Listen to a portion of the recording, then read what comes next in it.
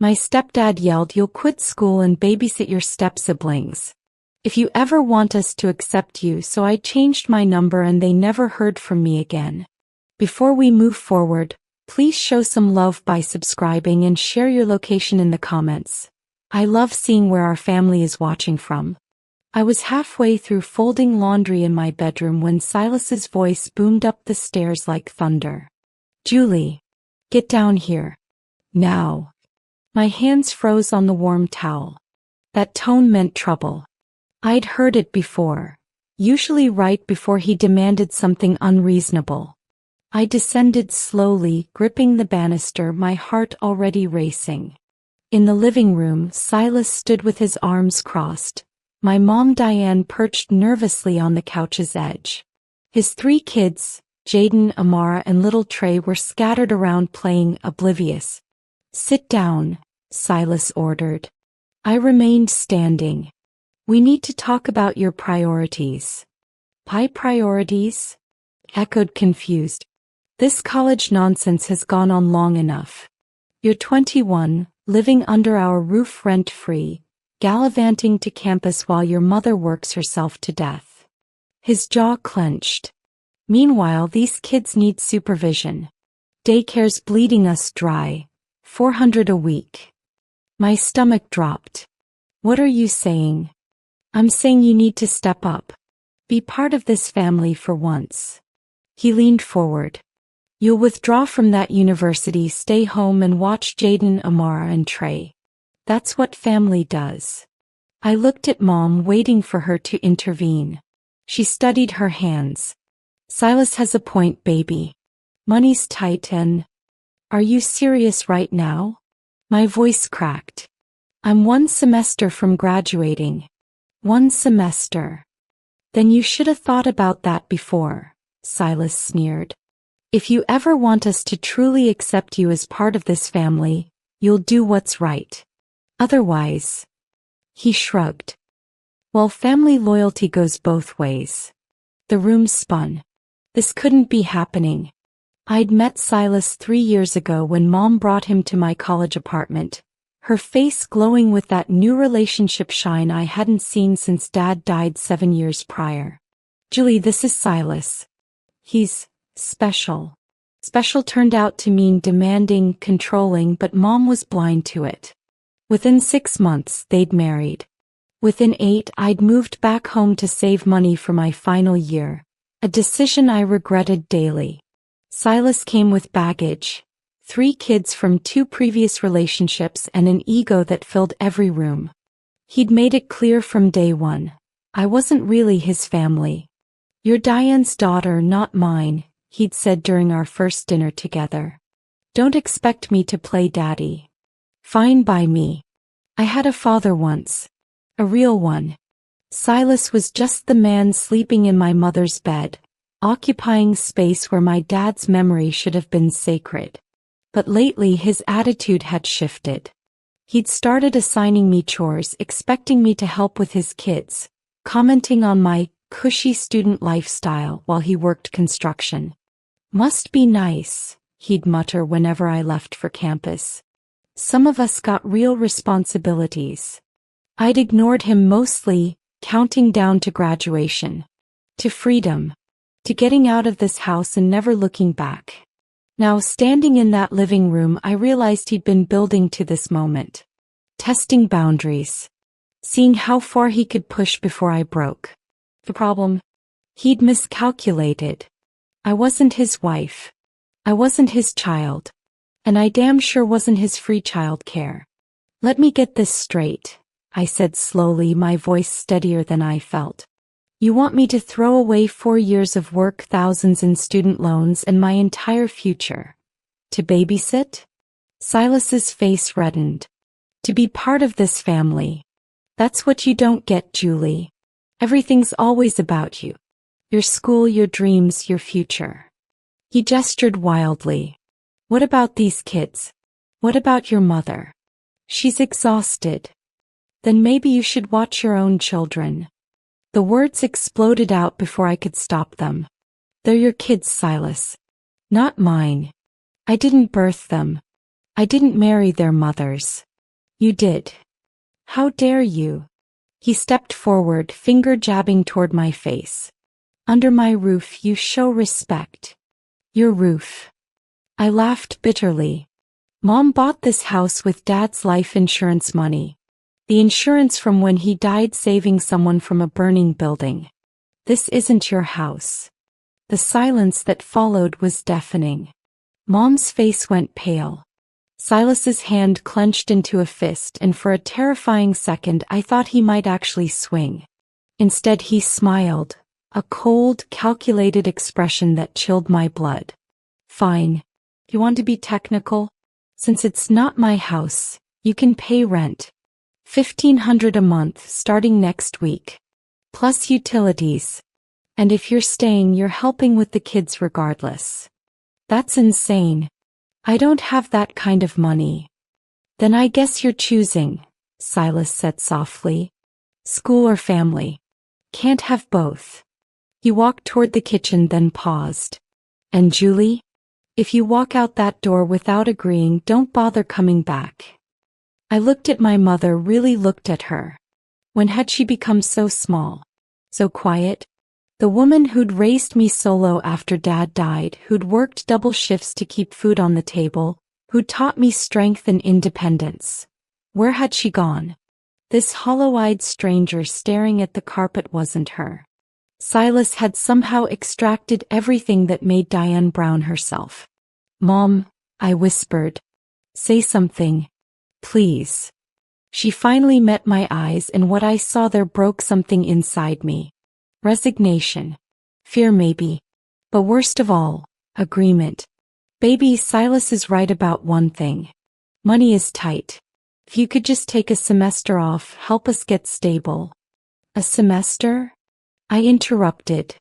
You really think this is temporary? You think if I quit now, he'll magically let me go back? I shook my head.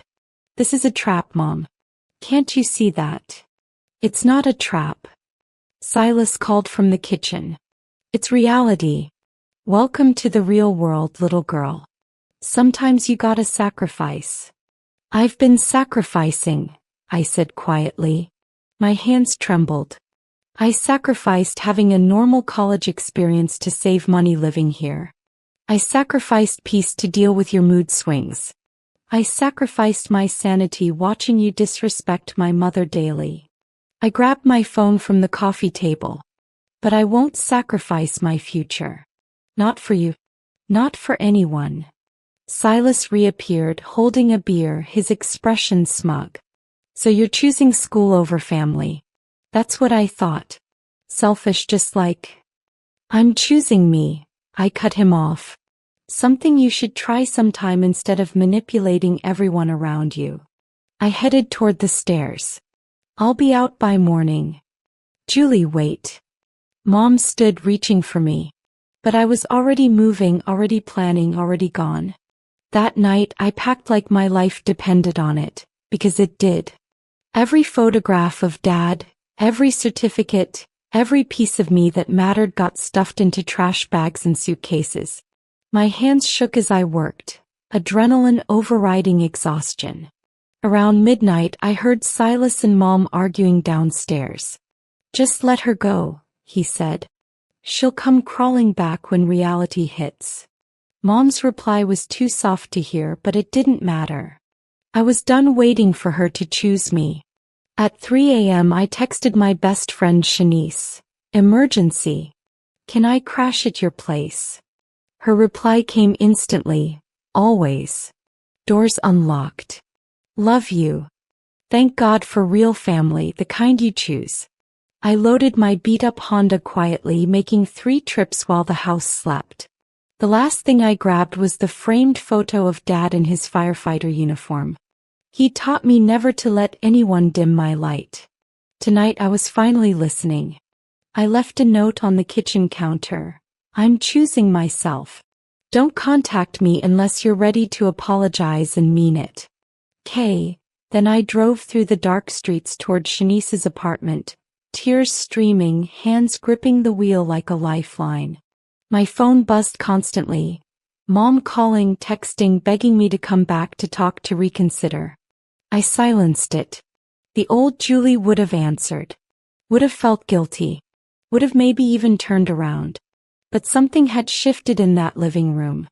Silas had finally revealed what I'd suspected all along. I was leverage, not family. A free employee, not a daughter. And Mom had chosen him. That hurt worst of all. The confirmation that her love came with conditions now. Shanice met me at her door in pajamas, eyes wide. Girl, what happened? Over coffee I told her everything. Her face cycled through shock, anger, and finally fierce determination. You're staying here. As long as you need. She worked as a nurse practitioner, had a spare room, and more importantly had my back. That man is toxic. Your mom will realize eventually. Or she won't, I said hollowly. She chose him, Shanice. After everything.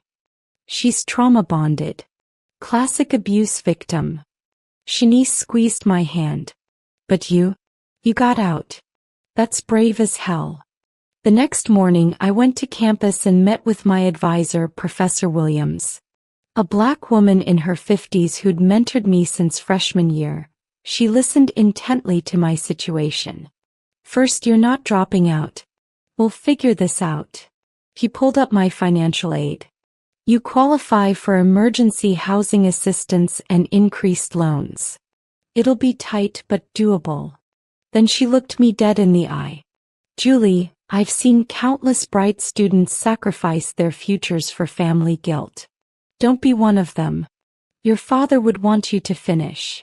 Those words broke the dam. I sobbed in her office. Ugly crying, the kind that comes from deep grief. Grief for the mother I'd lost to Silas. Grief for the family that should have fought for me. When I finally composed myself, Professor Williams handed me tissues and a list of resources. You're going to be okay. Better than okay. That afternoon I did something radical. I changed my number. Created new social media accounts. Blocked everyone connected to Silas. Mom's number stayed unblocked, but I didn't respond to her increasingly frantic messages. She needed to sit with what she'd allowed. What she'd chosen. Days became weeks. My new routine emerged. Morning classes, afternoon library sessions, evening shifts at the campus bookstore Professor Williams helped me secure. Shanice's apartment became my sanctuary. We established rhythms. Meal prepping Sundays, study sessions over wine, late-night conversations about everything except my family. Well, my former family. The silence from my old life was deafening at first. Then liberating. Mom discovered my number had changed when her calls suddenly wouldn't connect. She showed up at my old campus haunts, but I'd anticipated that, varying my schedule deliberately. She left notes on my car. Please, baby, just talk to me. I miss you. The notes went in the trash unread after the first few. Silas had clearly forbidden her from apologizing, from admitting wrongdoing. The notes always danced around his ultimatum, never directly addressing it. Typical. Meanwhile, I thrived. Without the weight of their dysfunction, my grades soared. I joined study groups, attended networking events, actually lived like a college student should. Professor Williams introduced me to internship opportunities. I landed one at a marketing firm downtown. Paid, prestigious, exactly what my resume needed. For the first time in 3 years I could breathe. But guilt gnawed at me. Late at night I'd wonder about Mom. Was she okay? Did she regret her choice? Had Silas gotten worse? Then I'd remember her silence in that living room, her refusal to defend me, and the guilt would harden into something else. Resolve. She'd made her bed. I'd made mine. Sometimes love means protecting yourself first, even from the people who birthed you. Dad would have understood that. He'd raised me to have a backbone after all. 3 months of silence shattered on a random Tuesday. I was leaving my internship when a familiar car pulled up. Not Mom's, but Silas's pickup truck. My stomach clenched. He rolled down the window looking haggard. We need to talk. His tone lacked its usual edge. Desperation had replaced arrogance. Nothing to discuss, I said, walking faster. Julie, please. He actually said please. That stopped me cold. Just 5 minutes. Please. Against my better judgment, I paused. Talk. Fast. Silas climbed out and I noticed details I'd missed before. Weight loss, dark circles, trembling hands. Diane's in the hospital, he said quietly. Has been for a week. Nervous breakdown. Won't eat, barely speaks. The doctors say she needs you. The world tilted. What? She's falling apart without you. He swallowed hard. I'm falling apart. The kids keep asking where you are. Daycare suspended Trey for behavioral issues. Jaden's grades tanked. Amara cries every night. He looked genuinely broken. I messed up. I messed up bad and now everything's chaos. Part of me wanted to feel vindicated. But mostly I felt numb. Where is she? St. Mary's. Psychiatric ward. They're talking about long-term treatment if she doesn't stabilize. His voice cracked. Please, Julie. He needs to see you. I'm begging. I stood there on that sidewalk, people rushing past, and felt 4 years of complex emotions collide. Anger at Silas for causing this. Fury at Mom for choosing him. Guilt for leaving. Grief for what we'd all lost. But underneath everything, love. Stubborn, painful, complicated love for the woman who'd raised me, even if she'd failed me recently. I'll visit, I finally said. But Silas? This doesn't fix anything between us. St. Mary's psychiatric ward smelled like antiseptic and despair. The nurse led me to Mom's room, warning me gently, she's fragile. Very fragile. Nothing could have prepared me for what I saw. Mom sat in a chair by the window, staring at nothing, looking decades older. Her hair was uncombed, her eyes vacant. My vibrant, strong mother had become a ghost. Mom. I whispered. Her head turned slowly. Recognition flickered, then tears. Silent, streaming tears. Baby. Her voice was paper thin. You're here. I crossed the room and knelt beside her chair. She grabbed my hands with desperate strength. I'm so sorry. So sorry. I failed you. I let him. Sobs racked her body. Your father would hate what I became. Those words cracked my chest open. I held her while she shattered, 3 months of suppressed emotion pouring out. Between gasps, the story emerged. After I left, Silas's true colors intensified. He blamed her for my departure, grew verbally abusive, controlled every aspect of her life. The breaking point came when he announced he'd gotten his ex-girlfriend pregnant, again, and expected Mom to help raise that baby too. She'd finally seen him clearly, but by then the damage was done. Depression consumed her until she couldn't function. I chose wrong, Mom whispered. I chose him over you and it destroyed everything. Destroyed me. She gripped my face. Can you ever forgive me? I wanted to say yes immediately. Wanted to absolve her and pretend 3 months of agony hadn't happened. But that wouldn't be honest. I don't know, I admitted. You really hurt me, Mom. Watching you side with him when I needed you most. My voice broke. That's not something I can just forget. I know, she said. I know, baby. I don't deserve forgiveness. But I swear if you give me another chance, I'll spend the rest of my life making this right. Over the next hour, Mom revealed everything. Silas had been cheating throughout their marriage. She'd found evidence months ago but ignored it, afraid of being alone again. His financial situation was a disaster. He was thousands in debt from gambling, a secret addiction she'd discovered too late. The ultimatum about me quitting school? That was about control. He'd felt threatened by my education, my independence, My refusal to worship him like everyone else was expected to. He wanted you dependent, Mom explained, her voice gaining strength. Wanted both of us trapped. That way we couldn't leave when we realized who he really was. She'd filed for divorce 2 weeks ago, but the emotional trauma had already pushed her over the edge. The kids, Silas's kids, had been temporarily placed with his sister while he figured out his life. They're better off away from him too, Mom said bitterly. He's poison. A nurse interrupted with evening medication. After Mom took it, she looked at me with clearer eyes. I need to tell you something else. Something I should have said years ago. She took a shaky breath. After your father died, I was terrified. Terrified of being alone, of failing you, of not being enough. Silas seemed like safety. Like someone strong who could fill the void your dad left. Tears fell again. But nobody can replace your father. And in trying to fill that hole, I let a monster in. I betrayed your dad's memory. Betrayed you. Betrayed myself. The rawness in her confession hit differently than earlier apologies. This was truth. Ugly, painful truth. Mom, I get being scared. But you're not weak for wanting companionship. You're human. I squeezed her hand. You were just with the wrong person. That doesn't erase the amazing mother you were before him. The one who taught me strength. She's still in there. Mom smiled sadly. I hope so.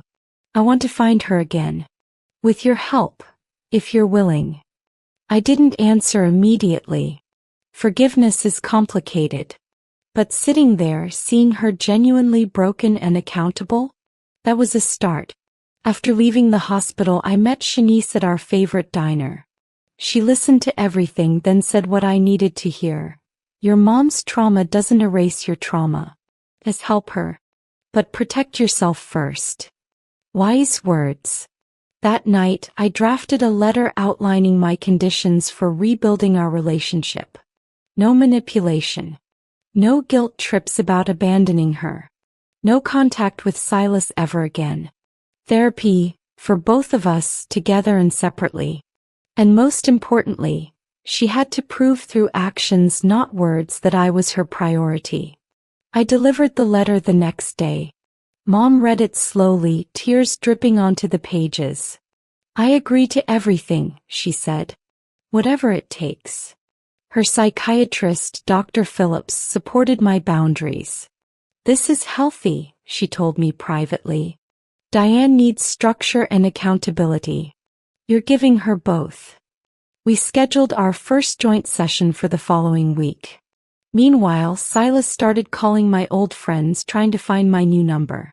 Shanice shut that down immediately. If you contact Julie, I'm filing harassment charges. She's done with you.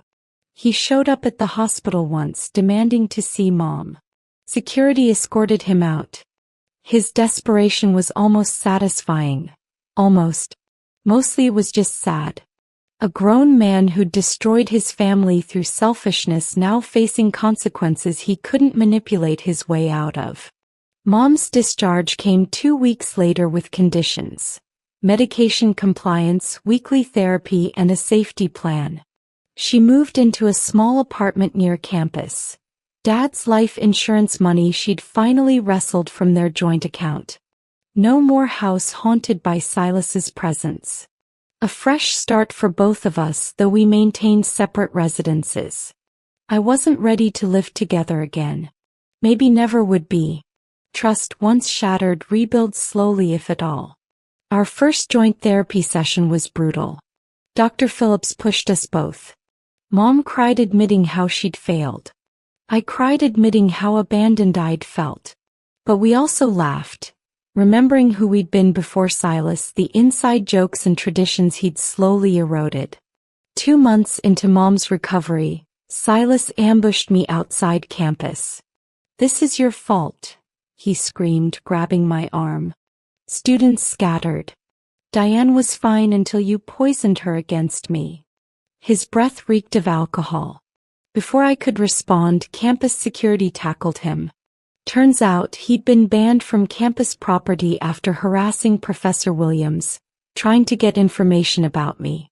The incident resulted in a restraining order. Finally, legal protection from his chaos. But Silas wasn't done. He started a smear campaign. Social media posts painting me as the villain who destroyed his family, turned his wife against him, abandoned his children. Old acquaintances messaged asking if it was true. I ignored most, but Shanice went scorched earth, posting screenshots of Silas's threats, his lies, his true character. My favorite cousin Terrence, a lawyer, sent Silas a cease and desist letter so scathing it could have melted steel. The truth emerged publicly. Silas's gambling debts, his multiple affairs, his abusive behavior. His family, even his own sister who'd taken his kids, started distancing themselves. His ex-girlfriends came forward with their own stories. Turns out I wasn't his first victim, just the first to successfully escape. The court awarded Mom full rights to her assets. Silas got nothing except his debts and reputation in ruins. Karma's real, Shanice said when we heard he'd moved back to Atlanta with his tail between his legs. But it didn't feel like victory. His closure. The chapter was ending whether he accepted it or not. Meanwhile, my life bloomed. I was graduating in 3 weeks, on time with honors. Professor Williams nominated me for a prestigious postgrad fellowship. The marketing firm offered full-time employment. Everything Silas said I couldn't achieve, I'd achieved. Without him. Despite him. Mom attended every milestone, rebuilding trust brick by brick. She wasn't perfect. We still had hard conversations, moments where old patterns emerged. But she caught herself now. Apologized. Adjusted. The mother I remembered was slowly returning. Graduation day dawned perfect. Sunny, breezy, full of promise. I wore my cap and gown with Dad's firefighter badge pinned to my chest, Mom's idea. She sat front row, camera ready, crying happy tears before the ceremony even started. Shanice sat beside her, my chosen sister through everything. Professor Williams gave the commencement speech, and when she mentioned students who overcame extraordinary obstacles, she caught my eye and smiled. I felt seen, valued, whole. Walking across that stage to receive my diploma, I thought about the girl who'd fled her home in the middle of the night, terrified and heartbroken. She'd been so scared of choosing herself. But choosing yourself isn't selfish, it's survival. It's honoring the people who genuinely loved you, like Dad who'd want you to soar. Silas had tried to clip my wings, make me small, manageable, controllable. Instead, he taught me exactly what I wouldn't tolerate. What I wouldn't become. After the ceremony, Mom hugged me so tight I couldn't breathe. Your father would be so proud. I'm so proud. No mentions of Silas. No guilt. Just pure, unconditional love. The kind I'd almost forgotten existed. We celebrated at Dad's favorite restaurant, his empty chair acknowledged but not mourned. His legacy lived in me, resilient, educated, free. My phone buzzed, a text from an unknown number. Silas, somehow getting through, congratulations. You won. Happy now. Almost blocked it. Then smiled and replied, I didn't win. I survived. There's a difference. Goodbye, Silas. Then I blocked him permanently. Some stories don't need neat endings with everyone reconciled. Some stories end with you walking away and never looking back. That's okay. That's healthy. As sunset painted the sky, I looked at Mom, at Shanice, at the diploma in my hands, and felt something I hadn't in years. Peace. Real, deep, unshakable peace. The kind that comes from knowing you chose right. From knowing you're exactly where you're supposed to be. Silas had demanded I sacrifice everything for his definition of family. Instead, I'd learned the greatest lesson. Family isn't who controls you. It's who celebrates you. And sometimes the family you choose, the one you build from ashes and determination, is the only one that matters.